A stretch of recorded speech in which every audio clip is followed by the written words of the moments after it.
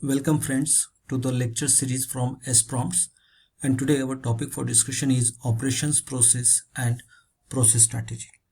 As we know friend, operations is a process with which the raw materials are transformed into required and respective finished products. So every company need to choose a process strategy which will help them to manufacture highest quality of products that will fulfill the needs and wants of the customer. As well, it should also help the companies to minimize per unit cost of production.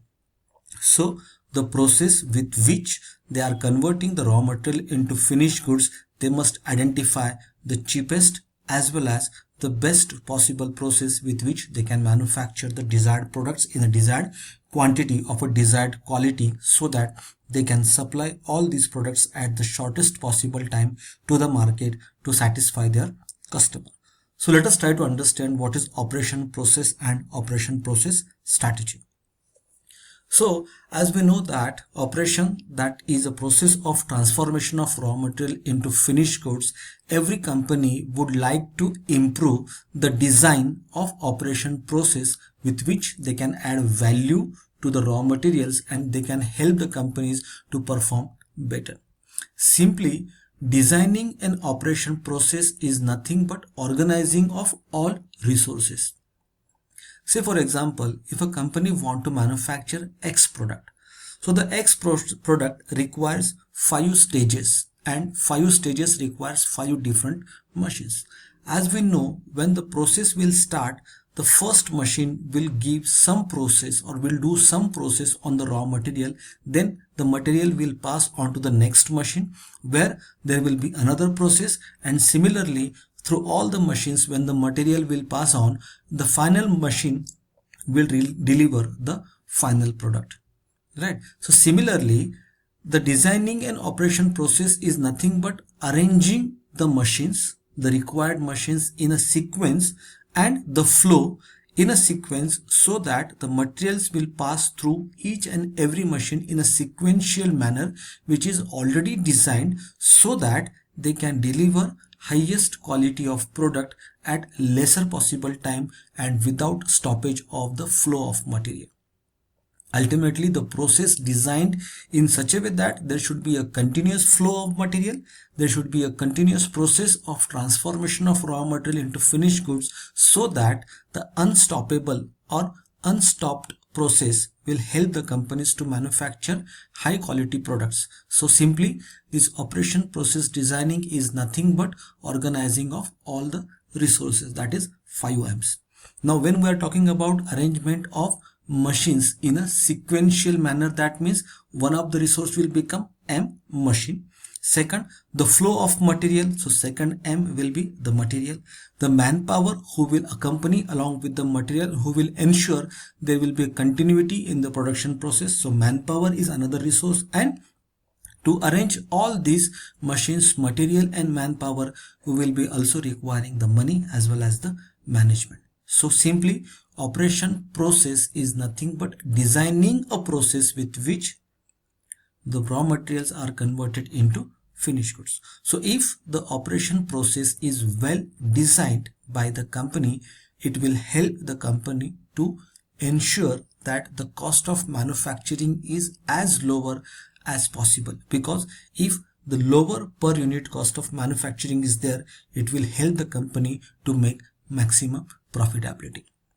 When there is a continuity in the flow of material in a sequential manner, with the help of sequentially arranged machines, it will improve the efficiency in the operations, so that the manpower will also work efficiently, and any efficiency in the operations will help the companies to improve the productivity. More output, less losses. Similarly, a well-designed operation process will help the companies to manufacture high-quality products that will help to deliver highest value to the customer.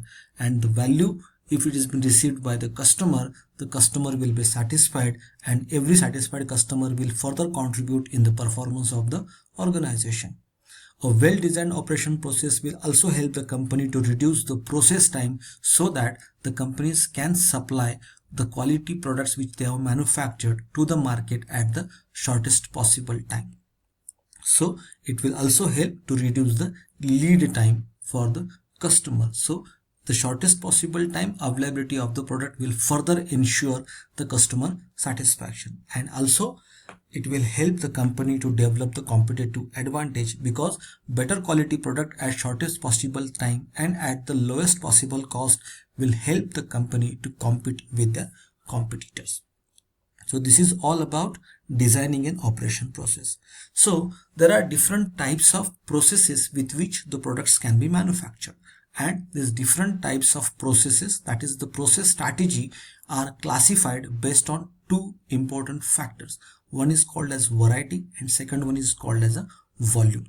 Volume is simply nothing but the total output, the total number of products or the quantity which the company is manufacturing in one unit time. It may be one run time of the machine, or it may be 8 hours shift, or it can be also per hour what the companies are manufacturing. So if the companies are manufacturing in small quantities, we can say the company is having a small volume of manufacturing, and if the companies are manufacturing on very large scale, then we can say the company is manufacturing a high volume manufacturing process.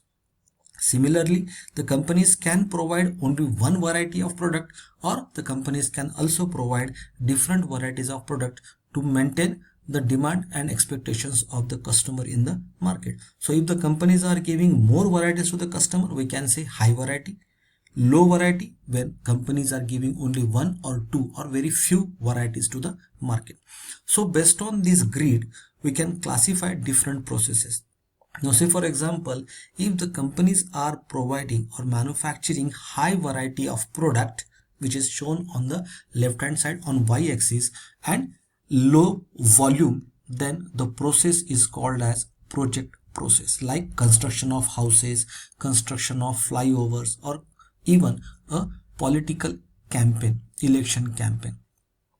When the volume is slightly increasing and varieties are also slightly decreasing, then we can say the process is of a work center.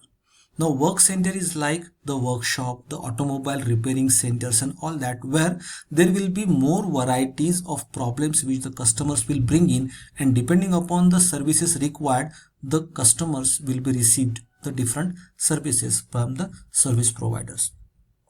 If the varieties are medium and volume is also medium, then the process is called as a batch process. Like whatever commodity products that we purchase, like the toothpaste or even the edible products like wafers and other products, every such product will include a batch number on their labeling. So this batch process is what, in one particular batch, what product the companies are manufacturing is of a medium variety and is of a medium volume.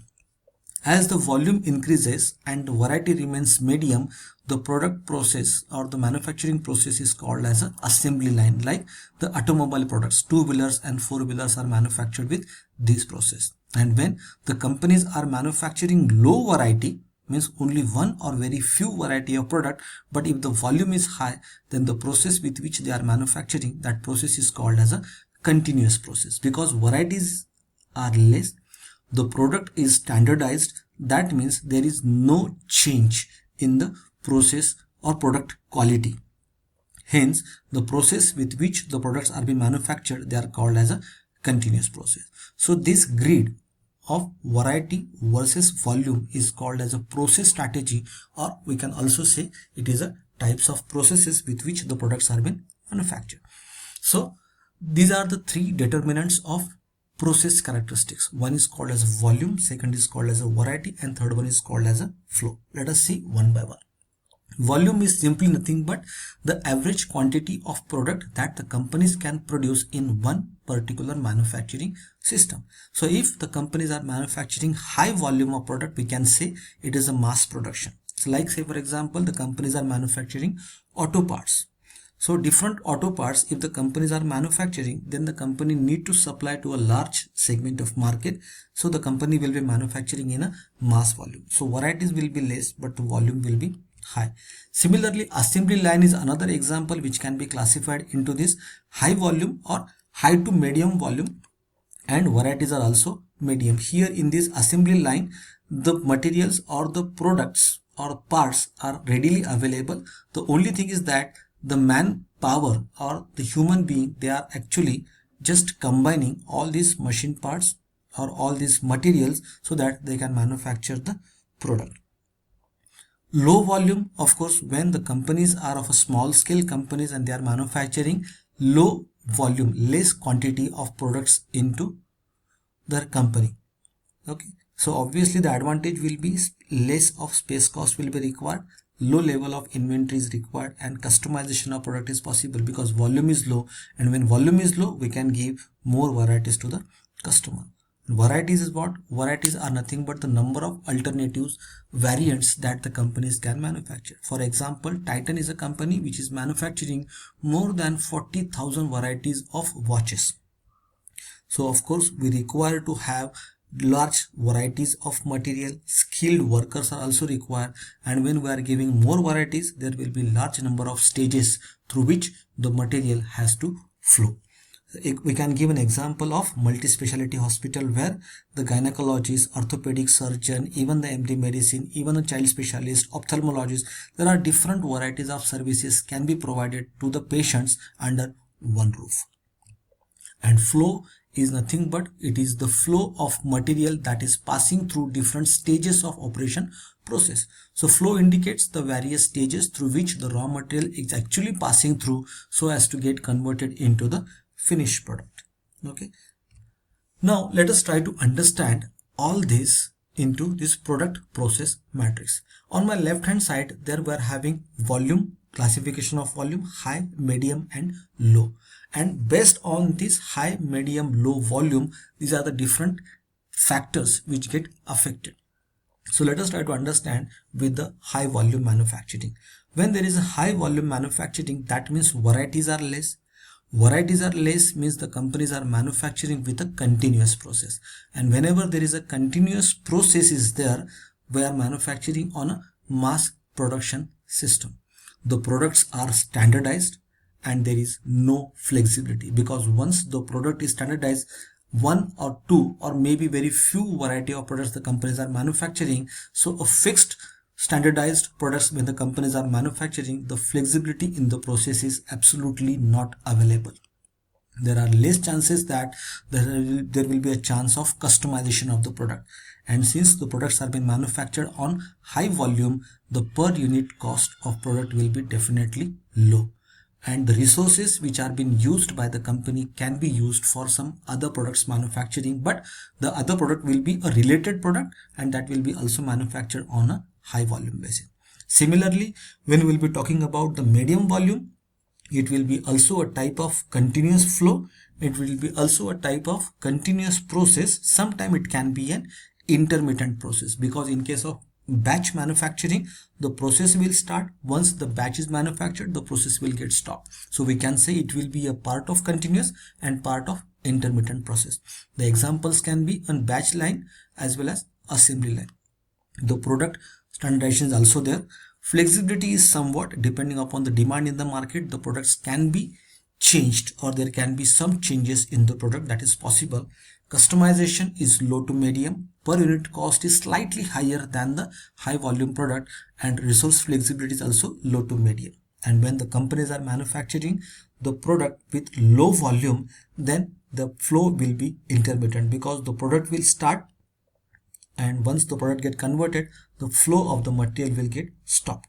So example will be a job shop or a project process. Type of operation, of course, as a small scale, and standardization is absolutely no, because every different customer will require a different service or a different product, so there is no standardization. Flexibility in the process is very high, customization is also high, and unit cost will be also high. And resource flexibility is medium to high, because same resources can be used to manufacture different products. So this is what is from S-Prompt, a simplified solutions for the professionals, management practitioners as well as trainee. In case any query related to this topic, please write down your queries in the comment box. I will definitely try to resolve all your queries at the earliest. So thank you guys for staying with us. Keep connected for further few more videos related to operations and supply chain management.